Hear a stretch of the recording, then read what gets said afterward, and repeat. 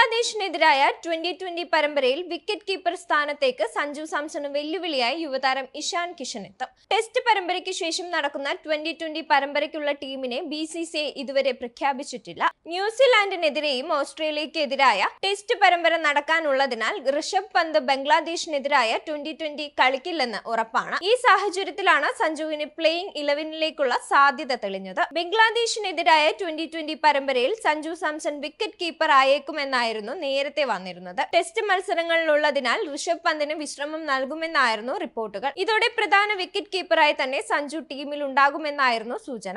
നേരത്തെ ശ്രീലങ്കയ്ക്കെതിരായ T20യിൽ സഞ്ജു തുടർച്ചയായ 2 മത്സരങ്ങളിൽ റൺസ് ഒന്നും എടുക്കാതെ പുറത്തായിരുന്നു. തുടർന്ന് താരത്തെ ഒഴിവാക്കണമെന്നും വാദമുണ്ടായിരുന്നു. എന്നാൽ ഇനിയും അവസരം ലഭിക്കുമെന്നാണ് പുറത്തു വരുന്ന വിവരം. അതേസമയം ഇഷാൻ കിഷനെ ടീമിലേക്ക് പരിഗണിക്കില്ലെന്നും 2020യിൽ വൈസ് ക്യാപ്റ്റൻ ശുഭ്മാൻ ഗിൽ കളിച്ചേക്കില്ലെന്നുമായിരുന്നു നേരത്തെ വന്നിരുന്ന റിപ്പോർട്ട്.